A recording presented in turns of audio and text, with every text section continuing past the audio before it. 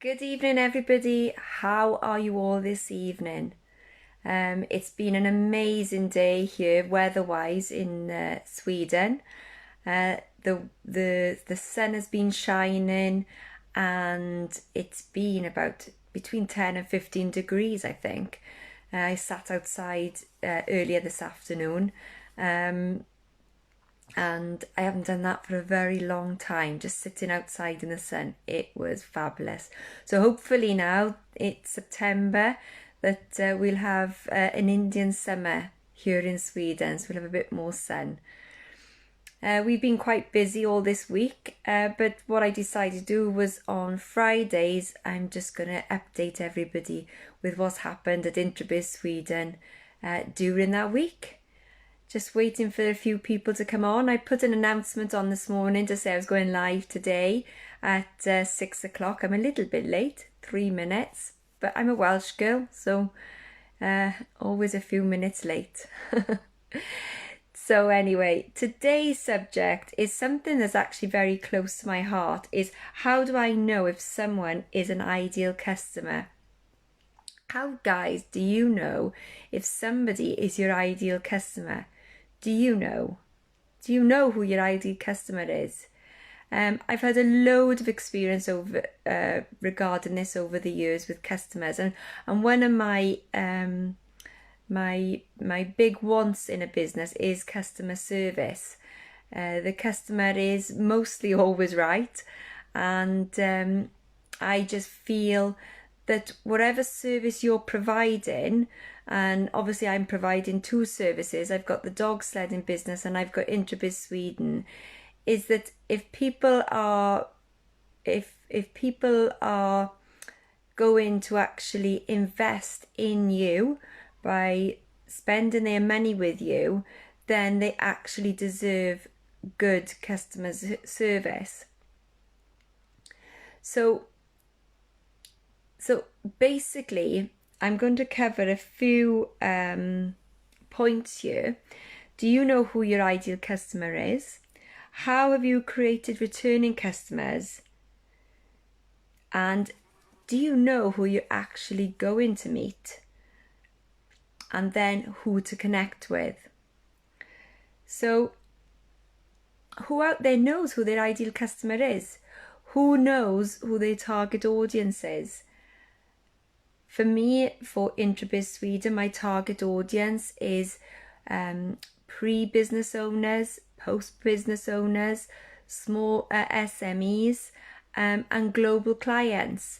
And then for the Wild Spirit dog sledding, my target audience is families during Christmas time, February half term, and Easter time.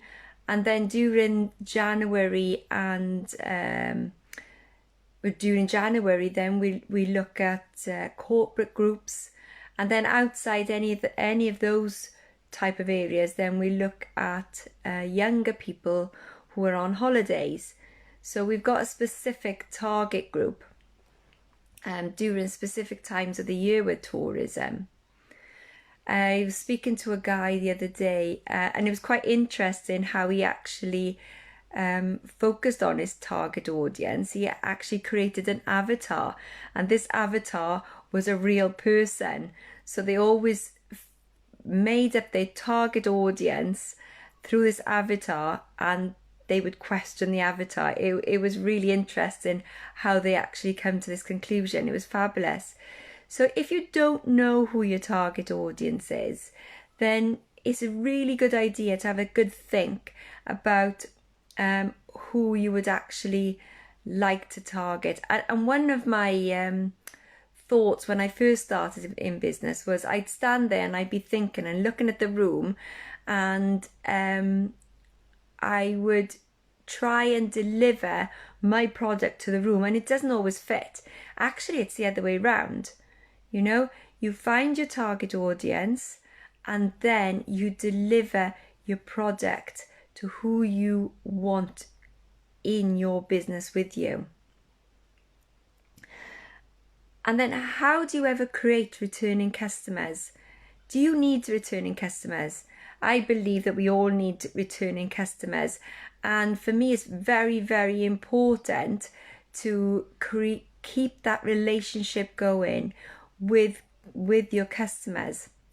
I find Facebook and social media fantastic, especially with the dog sledding, because I can keep in contact with people, and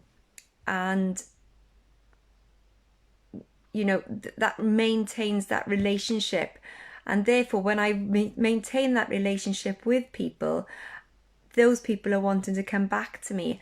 And then not only will they come back to me or back to our business, they will actually tell other people about you. And then you're creating a bigger clientele list, whether it's going to be whichever business you're actually in.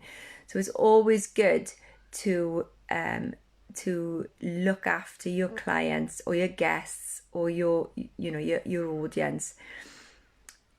And I remember a few years ago, I had a job, and it was with the dog sledding, and it was a very small job. It wasn't so big, and you have to be careful here, because when you think these small jobs, you just don't know where they're going to lead you. Very, very important, because this small job that I had, actually, I'm trying to keep the story short here, actually led me on to bigger jobs with bigger customers, with bigger guests, with bigger projects, and it just escalated. So never ever think, oh, this is just a little customer, this is just a little job, I'll just do it and just brush over it and leave it there. Good customer service and good relationships as well with your customers is imperative, because you just never ever know where it can lead you. And I promise you, the good customer service that I have provided over the years has actually led me and developed my business tenfold. So going on to my next point, you never know who you're going to meet, so just be careful who you're speaking to and how you speak to people. Always be polite, always be trustworthy, always be, that nice person. I'm sure you all are really nice people, but always watch what you're saying, because you just never know who you're speaking with, and they could be your next potential customer. They could be your next huge project. They could know somebody that you need to connect with. So when you're speaking with people, always look at them as your next customer and speak to them as if you're going to get a big job from them, because it's respectful as well, isn't it? It's definitely respectful that you're speaking to people in a nice way. I have come across lots of bad customer service, and people don't realize, that how it affects me as a customer and how it affects their business as well. So please, everybody, just always give good customer service. And as I've kept saying in all my lives as well, is connect with the people who are givers and not takers. You will get a lot of takers. People are in there, the hard sellers. Basically, you want to surround yourself with wonderful people who are going to give something to make you feel special, and then you can be exactly the same then. Since we've been in Sweden, we've had a lot of people who have given to us and who have helped us, and I'm so grateful for it. And I just feel as if I can't repay them back. But then I can carry this forward. I can pay things back in another way to some other people as well.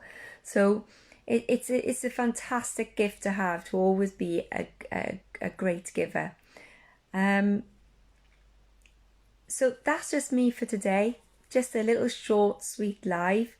So just remember, always be nice, Always be a giver. Speak to people with respect. You just don't know who your next customer is. And figure out who your target audience is and who you want in your business to surround yourself with. So if you'd like to find me, you can go to any social media, you can go to social media, Facebook, LinkedIn, and Instagram, Introbiz Sweden, or Claire Rees. I've also got my own page, Claire Rees Sweden. And also I've developed a Introbiz Sweden YouTube channel. So I would love it all if you could go to that YouTube channel and subscribe to our YouTube channel. And listen to some of the amazing interviews that I've done over the past few months on the YouTube challenge. I've met some amazing people. So Introbiz Sweden YouTube channel, please subscribe to it. It's been lovely speaking with you all on this live today. I'm hoping that we can connect soon. Take care everybody on this beautiful autumny, summery evening. Bye everybody.